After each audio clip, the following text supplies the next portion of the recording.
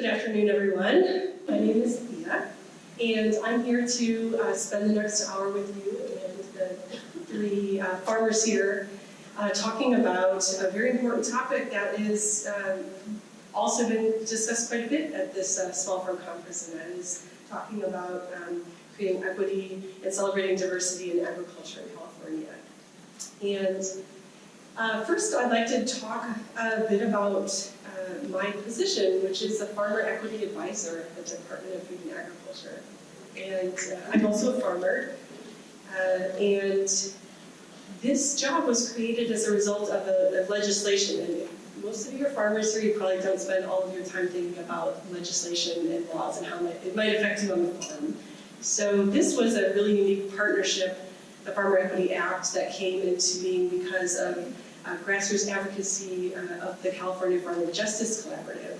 And several of those members are likely in the audience today, so before I get started talking, if those folks that are part of the California Farmer Justice Collaborative, if you could raise your hand. There's a few in the back. You might be giving them a much bigger round of applause by the time we finish talking today, once you know what we're talking about here. So we're talking about the Farmer Equity Act, and this group worked with legislators at the state government to pass an act that finally put into law and recognized that not all farmers and ranchers are have equal access to programs, policies, grants, and not all farmers have an equal voice in policies that pertain to their farm. And it's very important to note that up until this point, the term a socially disadvantaged farmer and rancher had not been defined in state law, and that recognized that farmers have historically been subject to discrimination and prejudice based on race and ethnicity. And it also recognized that in the agricultural community that these marginalized groups are also women farmers, small farmers, diversified farmers, and urban farmers. And this was really important because there's an opportunity now to both acknowledge this and to really start to address equity within the agriculture community. And in this law, it said that first they had to create a position, which I applied for the position. And I applied for this because I am a farmer and I've spent my whole life being an advocate for farmers because I've gone through similar situations and struggled with a lot of the things that now I'm being an ally and an advocate for at the state government level. So my job really is to be a voice and to be an ally and advocate for these groups of farmers and ranchers.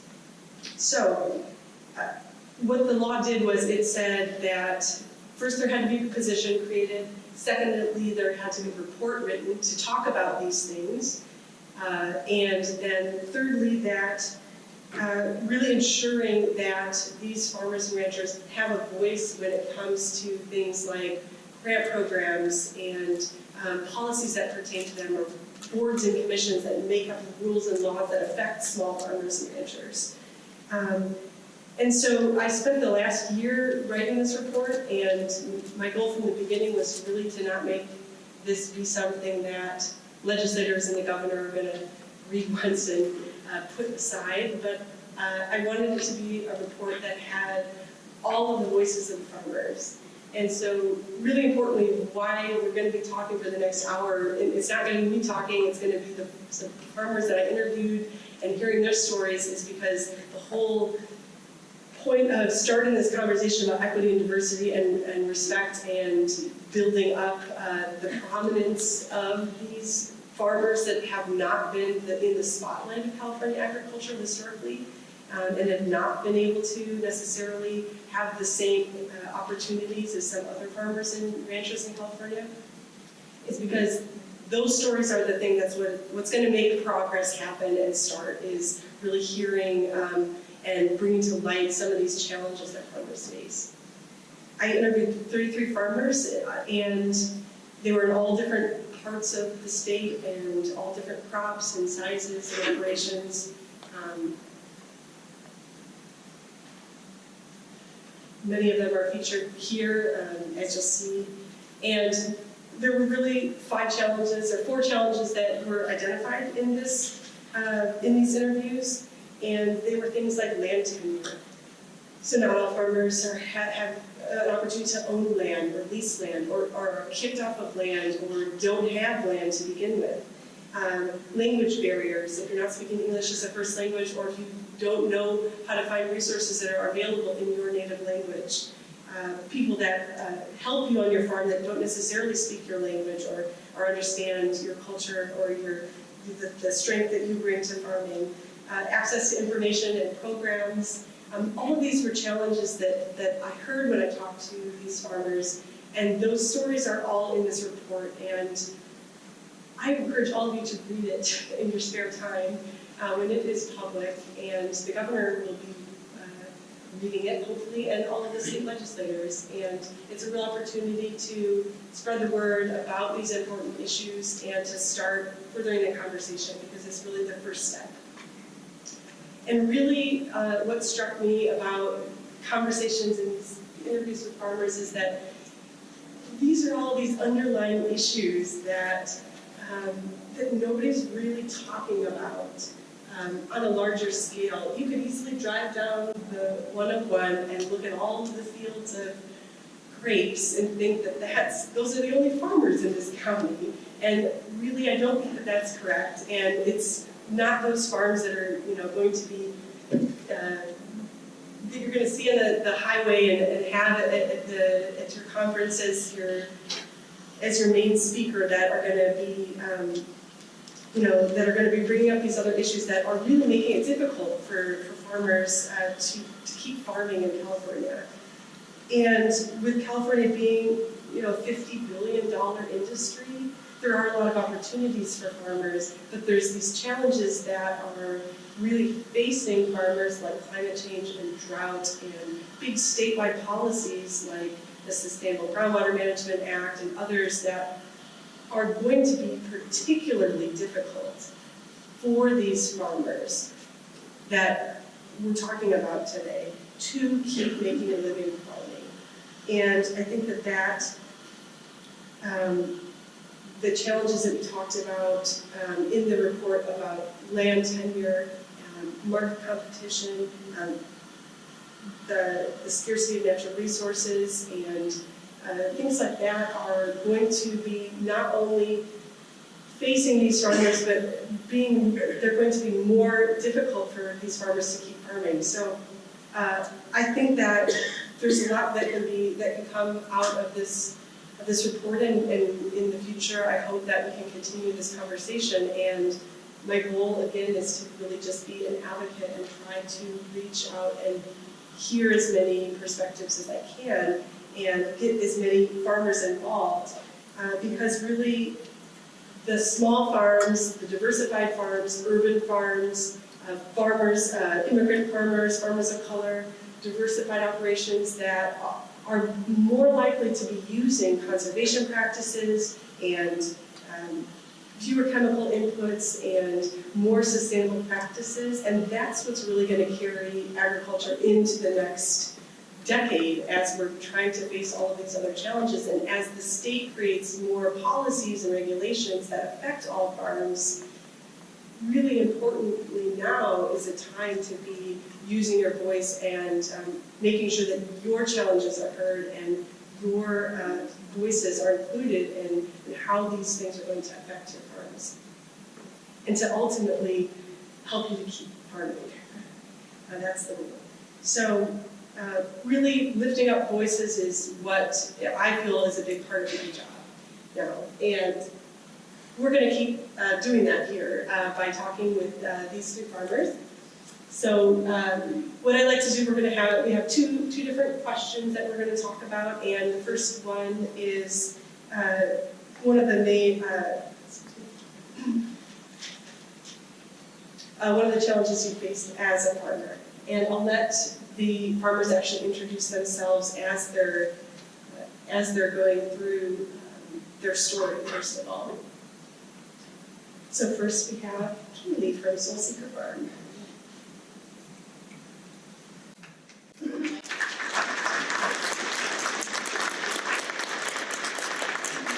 Thank you. Honestly, I'm going to say that this is a really big theme, and it's a very sensitive subject, and I kind of had this internal struggle on where I fit among here. And I'll tell you why, and I'll explain like how we even got here and all of this. But ultimately, like, I am a woman. There's challenges as women in general, right? Just growing up in the United States, everywhere. I'm a minority. I'm basically of Mexican descent, but at the same time, I was adopted and raised by Caucasian parents. So I have this privilege of being raised in with the native English as my native language. I ultimately learned Spanish at like 21, and I was provided this education that ultimately put me in this position to be able to help or elevate the voice of others. And so ultimately what I did is, about 14 years ago, I went down to Paraguay with my master's, doing work with subsistence farmers down there. And realized that, like, in this instance, international rural development, those tools do not fit these subsistence farmers. There's these projects that are willing to help them, but these farmers are basically like externalities of this whole market system. And in Paraguay, I also met my husband. So, immigrating, he comes up here in 2014. So between then, I came back to the United States, and I dedicated myself to, like, I wanted to help the farmers, but I wanted to help those socially disadvantaged farmers. I wanted to be able to speak Spanish to everybody and then help them maneuver the system, realizing these tools don't work, or they don't have the equitable access to resources or information. You know, I wanted to help them. And so I did. I deliberately dedicated all of my work of the past, like, 14 years with socially disadvantaged farmers, primarily in my area. I'm from Salinas area, with the Spanish-speaking population, really diversified, small-scale farmers. I've been helping them, you know, maneuver organic certification, food safety, business compliance. Right now, I actually work with the federal government as a farm loan officer, and so now providing a Spanish-speaking voice within that office that was not there until I got that position. And and my husband's educated in organic livestock down in Paraguay. So when he immigrated here finally in 2014, we knew that we would start our own farm business. And ultimately, I was like, oh my God, I'm not going to have summer vacations, we're going to be poor. Like, I was like, but thinking of him as an immigrant coming to the country who he didn't speak English. He spoke 3 other languages, but not English. It was really hard for me to see him go work the fields as farm labor. I wanted the farm to be like an empowering subject for him, his own, to give him that empowerment as a new immigrant farmer. So I okay, let's do it. Let's get into debt, let's do this thing. So ultimately, like, this is where Soul Seeker Farm was born. Those are our kids. We got the same year that we just decided to open the farm. We also had twins. We run an organic pastured poultry farm, and we actually just bought land here outside of King City in Lockwood, which is about 30 minutes north of here, last year. This is like part of the move down to the new farm. This is the new farm. And that's my husband, Eggert. Unfortunately, he could not come here because he was sick and he had to get from market, and he does not like speaking events. So I go in his place. But ultimately, I realized that this privilege that I had in working in the sustainable agricultural community helped facilitate the launch of our business. And I know that that's not the case for a lot of people. And especially, like, if he didn't have me, I don't know what he would have done coming up here on his own. And it just amazed me, the determination and the motivation and just that desire to keep going on by all of these, like, non-English speaking farmers in this area, that they're doing it. They're doing it, but they're facing a bazillion more struggles than anyone else would ever face. So I decided to basically, my themes regarding, like, the biggest challenges within farming are going to be focused more on the big picture of what I see in terms of helping out these other farmers in my area. And hopefully, like, enlighten you all, or just make you start thinking about how it's just so much bigger than this. There needs to be like structural changes. There needs to be programmatic, ideological, organizational changes needed so that for equitable access of resources by all farmers. So for example, technology. We all realize that technology is great. It's hard sometimes for small farmers in general to access the technology. Who's funding technology? In terms of like precision agriculture or even like harvesting machines or whatever to cut down the labor. It's needed. Technology is needed. But how is it getting passed down to the small farmer? How, in terms of finances, is it affordable for the small farmer? Is it even designed for the small farmer who's not doing like large monocropping systems, but are doing like highly diverse cropping systems on a smaller scale? That technology might not work. And also, who's ensuring that the small farmer who doesn't speak English would have that same equitable access to that technology or knowledge or to use that technology? Access to land, huge topic. Thea mentioned it. Yes, there's government programs. There's agricultural banks that will lend to farmers, to anybody. However, it's just a structural issue that most banks will look at anyone who's like cash poor as a high-risk borrower. And the conventional banks will charge a higher interest to the high-risk borrower. And those high-risk borrowers are normally these small farmers, especially socially disadvantaged farmers. And to me, that's so backwards. Because isn't that like pre-Affordable Health Care Act? Like, where if you had a predetermined condition, you couldn't get health insurance, but you're the one who needed it the most? Really bizarro. So the structural changes are needed here. I heard or maybe I read in the law, and studies that came out that there's a very small percentage of socially disadvantaged farmers that are accessing like federal crop insurance programs. And my question was like, but why? Is it the lack of access to outreach? FYI, federal crop insurance programs to beginning farmers, defined as 10 years or less farming independently and socially disadvantaged farmers, is free. So you might want to approach the FSA office. But on the other hand, if you don't have a legitimate Social Security number, you're ineligible for those programs. So who's filling that niche? Who's filling that market niche? No one, without the federal government doing some structural changes, I think, to be able to accept people with illegitimate Social Security cards. And I don't think that's ever going to happen, unfortunately.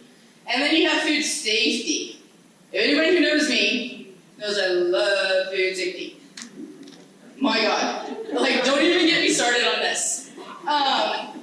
But what surprises me is that there are tons of technical assistance providers out there dealing with food safety, right?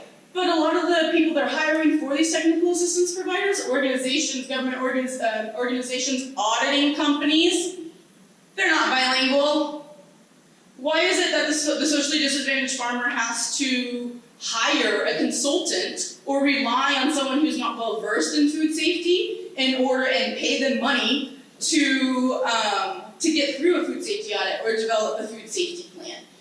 So I feel like there's organizational changes that need to be made, that when people are out there looking for new employees, they need to have language skills to be able to disseminate this information and the technical assistance to everybody. I think it's a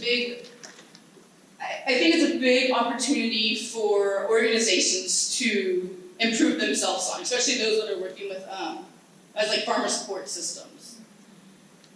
But at the same time, I think that I should say that I do believe all of you all as farmers, and you have the power to make these changes. And I feel with this, the Farmer Equity Act that's coming out, there is going to be a movement where more organizations and government agencies are going to be wanting the socially disadvantaged or minority farmers to come in onto advisory boards and to participate and help advise them on programmatic changes or development. So I encourage all of you all to get involved as you can, but within the eyesight of, maybe step out of your comfort zone and be the voice or help bring other people to the table with that voice that can't, that would not normally voice their opinion in such matters for fear or not knowing what's happening. Like, so I, for example, have sat on the California Organics Product Advisory Committee, and this is an advisory committee for the state organic program, the CDFA. And ultimately, like one of the first things I did, because I worked with a lot of non-speaking or Spanish-speaking farmers in terms of having to do their organic registrations and everything in the state, is you don't even have a bilingual person. So the farmers I was working with were dependent on me to communicate with the state on all this paperwork. And I'm like, please hire someone that's bilingual and provide the direct line. Not so that they have to go through this dial-in, dial-by-name directory. A direct line to Andrea, which she was here, I saw her earlier, I don't know if she's in this room, so that to facilitate it for him. And they did. They hadn't heard that before.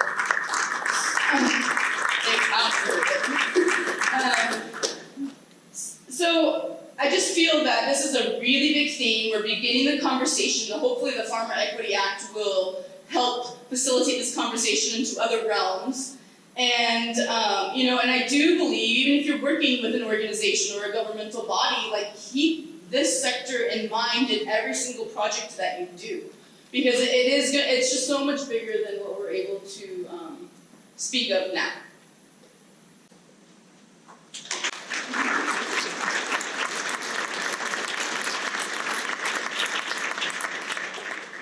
Thanks, Katie. My name's Mariana, and I farm.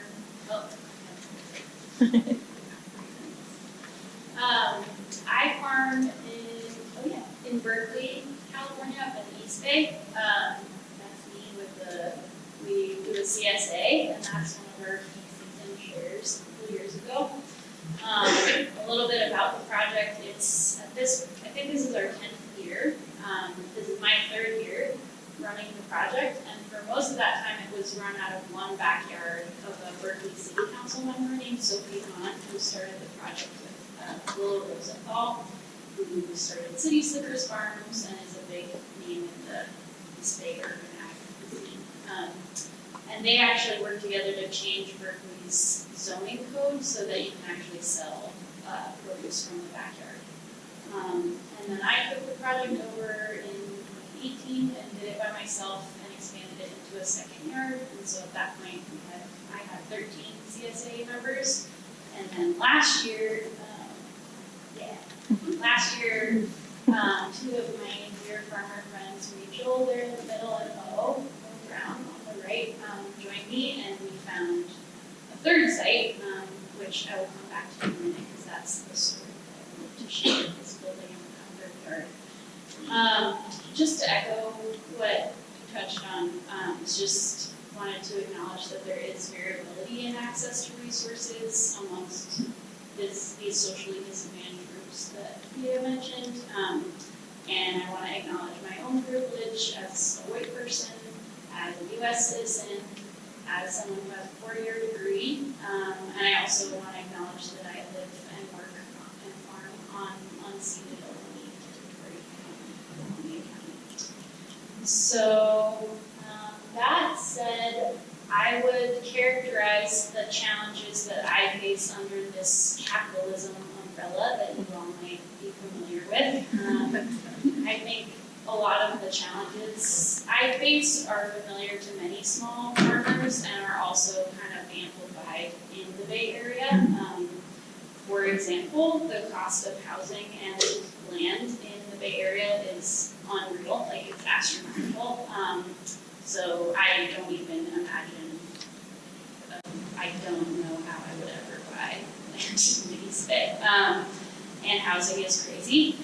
I have 4 jobs and I do gigs. I do like weddings and stuff. I don't have health insurance. I haven't been to a dentist in 6 years. I eat a lot of donuts. So. I have minimal savings and able to put away very little. And for all of these reasons, like, I love what I do, and I also don't know that it's my forever path because it's a lot. So that kind of begs the question, why am I doing this thing? And so the story I wanted to share with you is kind of like why I do it anyway. And that's the story of this new garden. So last year around this time, the three of us connected with a really great couple in West Berkeley who own a place with a large backyard. So this is us pretend measuring. We did measure a lot. And yeah, so this is a couple, all the homeowners we work with, we couldn't do this project without them. These are folks who support our vision and support our leadership, and also agree to pay like the cost of materials for building the yard, and during the season pay for water and stuff, because in the city, water rates are higher, and that makes it even more difficult to make any money at all. So this is Matt and Jane's yard in West Berkeley, and over the last year, we have built this garden. Let's see. So this is like, first was that, and then we ripped it up. So we negotiated with the homeowners. That was a long and interesting process, and a continual back and forth conversation. We designed an irrigation system, dug trenches, we sheet mulched the entire space, which is probably, it's at least an eighth of an acre. It was so much hard work, so many wood chips.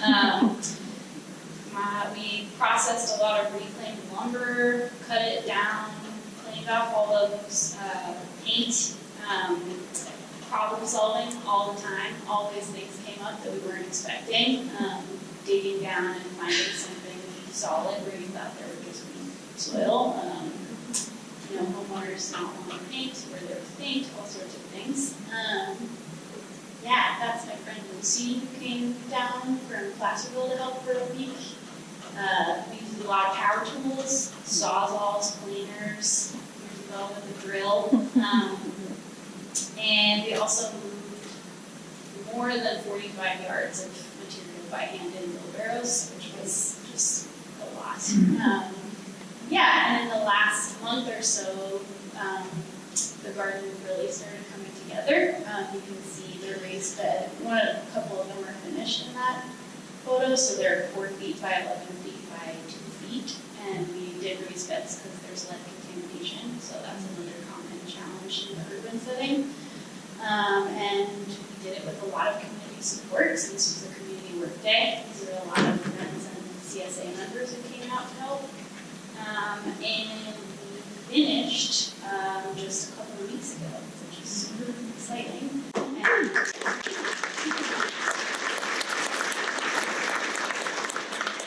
Rachel came out and helped me seed some stuff just the other day, and actually all 14 of the beds are full now.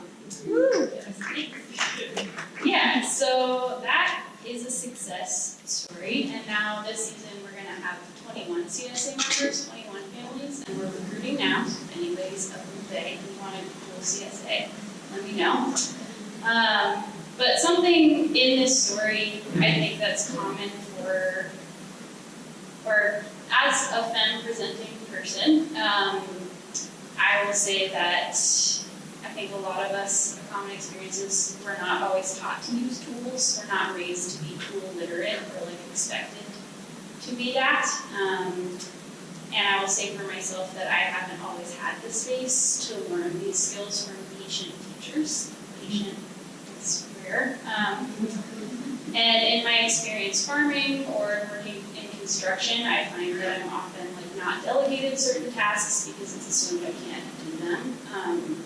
Or when I'm trying to learn how to do something, a tool will literally be like taken out of my hands and somebody will do it for me. I actually wrote a song about that. It's a really annoying experience with the nail gun. But through, like in this project, in this process, I was an engineer and a project manager and a carpenter and a plumber and like all these other hats I got to wear. And I'll just say that co-designing and learning alongside 2 other queer femme farmers was like such an empowering experience, and I've never been more proud. Yeah, and that's why I'm doing this, even though, it's Yeah, dentists and stuff. Yeah, thank you.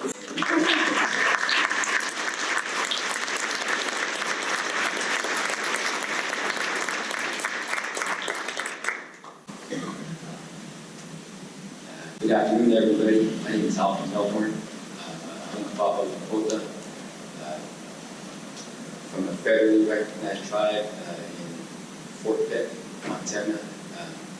Great-grandparents were relocated out to Sacramento in the 50s. That's where I was born and raised in Roderick, California. It's a small town in the incorporated city of West Sacramento. That's where we operate. Three Sisters Gardens is essentially a nonprofit organization aimed to inspire and empower potential youth. We have goals and a mission to dismantle mass incarceration through trying to raise folks' voices, get them involved in the community, working with the unhoused folks in our area.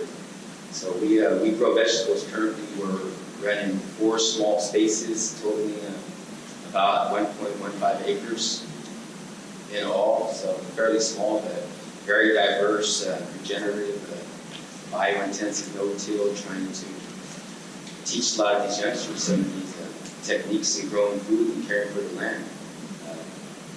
Getting them to reach back into what we once knew and that connection to the land, rebuilding that. And so we're Three Sisters Gardens, which is basically corn, beans, and squash. What we do is we fall back on our traditional ancestral knowledge when it comes to growing and planting, knowing that our ancestors had it right, growing with the land instead of against it. So we're trying to pass these techniques on to the younger generations and just to get them, like I said, reconnect to the land. A lot of challenges with the potential youth in our area. Like I said, the school to prison pipeline has been established. We know that when you feed kids better, they will perform better. Test scores go up, behavioral problems go down.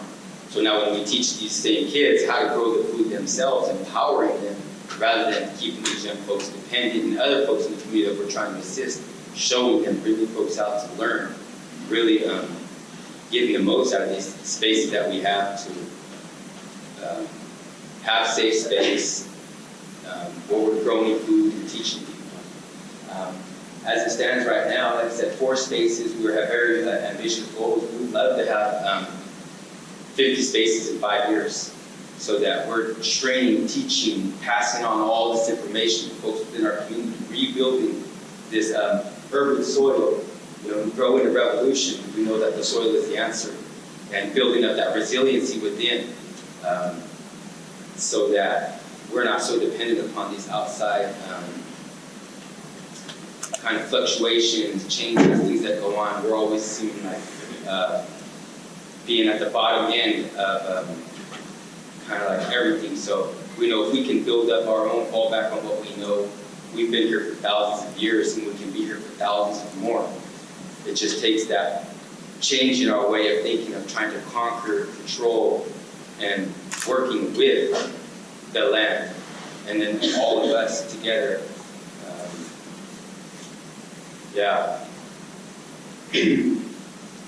Just personally been having a great time speaking at the conference, all the support that we've received in our community through the Community Alliance for Family Farmers and the CDFA, just kind of networking with us, trying to get us that technical support that we need. We talk about barriers. We're essentially a self-funded nonprofit started in 2018 with less than, around an 1/8 of an acre of land. So just kind of fresh start, seeing the need, having a lot of support within the community. But of course, right now we're not even on leased land. We're working on an MOU and licensed land. So essentially, I'm a full-blooded native in my own country without land. And we know how important that is when you have something that you call your own, as you build up this soil equity, when you put all this sweat, blood, and sometimes tears of happiness and of joy into it, that is ours at the end of the day. So I'd say that's our biggest obstacle right now. It's attending these conferences and connecting with a lot of folks. There's, just having all of you folks here that are in the agriculture industry, business, trying to grow your guys' experience, knowledge, and just connecting with folks like me. Just like growing this community is what's going to be important moving forward. And farmers of color, we participate in a collective and really trying to get folks that wouldn't otherwise be engaged in farming engaged. So, yeah, I just really appreciative to be here and to support, to get the support of CDFA, CAFF, and other organizations to connect with other farmers, you all. And I'm just really having a great time. Thank you to my wife, Manuela, but just really looking forward to growing this year and getting a lot of youngsters engaged, getting people hired, creating jobs. So Three Sisters Gardens, y'all, if you want to check this out, threesistersgardens.com, West Sacramento. Appreciate it.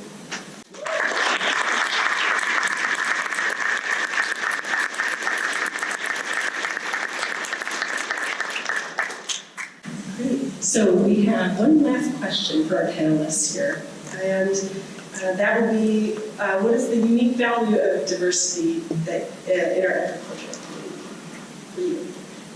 For me. Hi.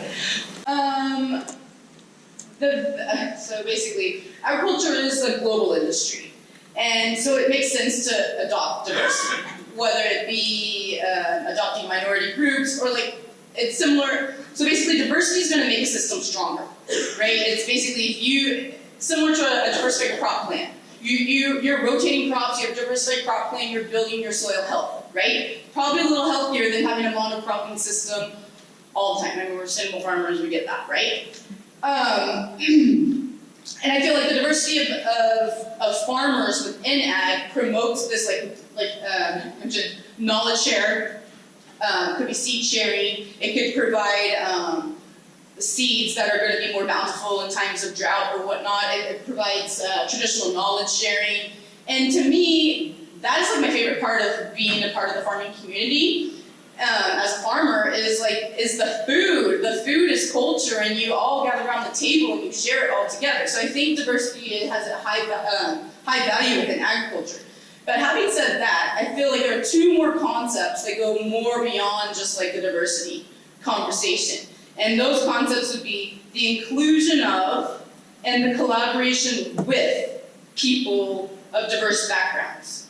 And I believe it's the proactive inclusion of these diverse participants is needed, and that's what's lacking right now. And for example, there could be an organization that supports a minority farming group, whether it be Hmong or Latino farmers. But it might be a nonprofit, so then they have a board of directors. The board of directors is primarily made up of old white men. Then they have the token Latino farmer and the token woman advisor. So that's somewhat diverse, right? You can say that's a diverse board. But at the same time, you have to question who really has that decision-making power on that board. Is it the token Latino farmer and the woman? No. Who are the program participants? The Latino farmers. So do you really feel I think there's this big disconnect. And this could happen against all organizations, governmental, public, private organizations. And I feel that those people that are in power now need to step back, learn to collaborate with the diverse audience, and bring them to the table in a proactive way so that their voices are heard.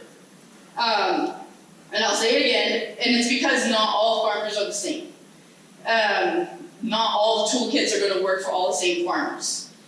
And then you're talking about diversity within agriculture, and it's just a little thing for me that I think part of the question that might have been said, but was said to us, was how would you broaden the definition of farmer or socially disadvantaged farmer? And I was actually really impressed that the U.S. Ag Census had a question on there to allow for an additional person, might not be the day-to-day decision maker, But they added in a second question that's like, okay, so you're managing the books and you're doing all the behind the scenes, not necessarily the production of the farm, but you're doing all the business side of the farm, onto the ag census. And since traditionally women have taken on that role, more women were counted in this past ag census than ever before, because they added that line to it. And so for all of you who might be more in my position, where I'm like behind the scenes farmer, but I'm at the market, and dealing with communication with customers and vendors, but I'm not producing all the time, I would hope that you take yourselves into consideration and say, yes, you are a farmer. You might not be out there farming, but you are still dealing with the stress, the money, the drama, the complaints of everything, and yes, you are a farmer. So I would just want, and you know what, it doesn't necessarily mean that that person's the woman or the male or whoever they want to identify themselves, but it's just that person whose responsibilities are like behind the scenes more so than like actually on the farm and producing.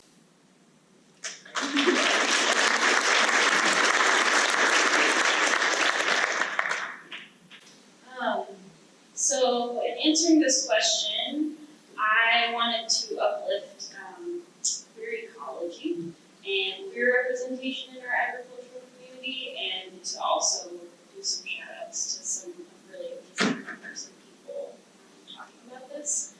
So a brief definition of queer ecology is that it's sort of this interdisciplinary lens that questions dominant, heteronormative, and patriarchal understandings of our natural world. And to give you an example, I thought we could talk about birds and bees a little bit. But if you think about an almond and look at the almond's reproductive strategies and habits, we can like really quickly see how trying to map a gender binary, so basically, you know, there's males and there's females. Males have these parts, females have these parts, and that's how the world works. We can see how the almond kind of blows this up and like shows us that that binary doesn't serve us in seeing the full picture of what's happening. So almond flowers have within each flower both a part that produces pollen and a part that receives pollen. In traditional botany, these are called male parts and female parts. But each flower has both. So that's kind of different, right, than what we might be taught to expect. And to complicate the picture, the almond depends very much so on a completely different species, the honeybee, to pollinate each flower and to help the almond reproduce. So that's also pretty different than what we might expect. And another thing is, I don't know if you know this, but the honeybee actually has 3 distinct biological sexes.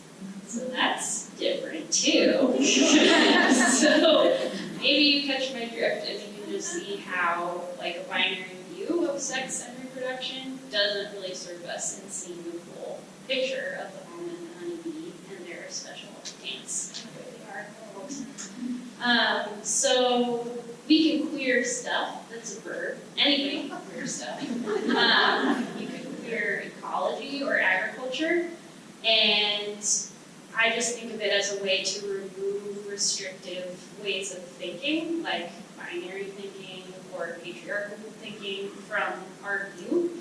And in this way, we can see the full picture and question all sorts of things that aren't working for us. And right now, I think we can agree there's lots of things not working for us.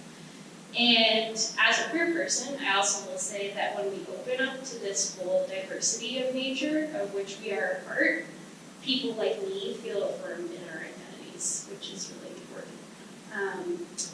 So yeah, just to name some people who are, you know, I'm an enthusiast and I am a queer farmer, and there are people doing a lot of work to spread this concept and this way of thinking in the world.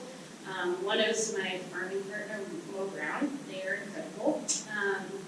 They are featured in an article called We Are Natural, published by Good Food Jobs. You should check it out, along with Ed Versochil of Hummingbird Farm in San Francisco and Claire Reisman at the Center for Agroecology in Santa Cruz. There's a lot of amazing queer farmers up in the Bay. There's Feral Heart Farm in Sonoma. We got a lot of seed from them this year, which is really exciting. There's Kristen Leach at Namu, and there's some folks at Steadfast Herbs, amongst others.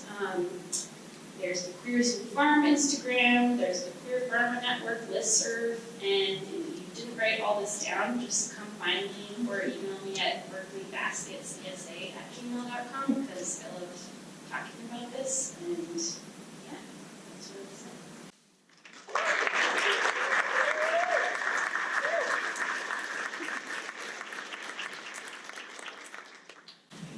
Question?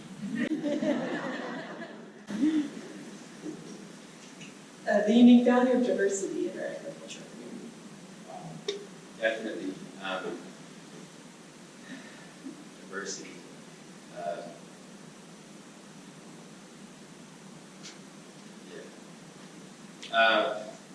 It's essential, of course. You know, everyone, the differences are all important. You know, getting myself involved, kind of the most unlikely of people to be farming nowadays.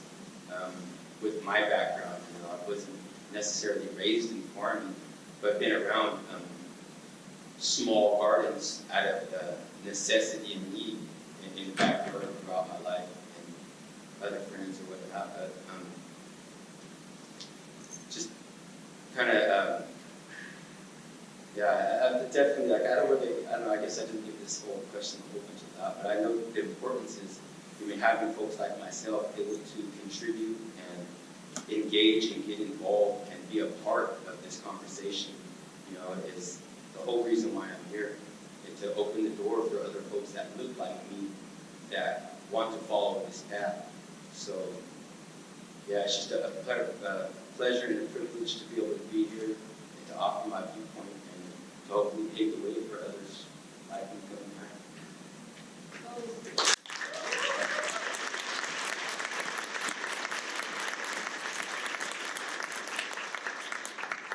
Great. Well, I just wanted to say thank you again to these three for really giving some wonderful stories in the last hour, and hopefully they were inspiring to all of you. And like many have said this afternoon, it's really the beginning of a conversation, and it's a great time to start getting involved in continuing this conversation, because it's really just the beginning.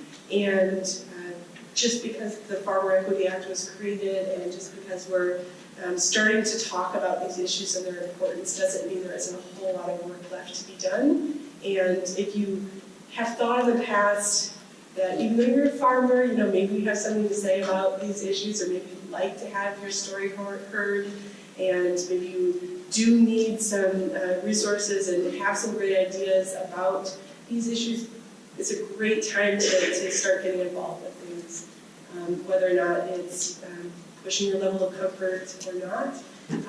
Farmers have a lot to say, and people are starting to listen. And I would just encourage all of you, if you're interested, to do that. So with that, I'll turn it back over to Evan, and thanks so much for spending some time with us.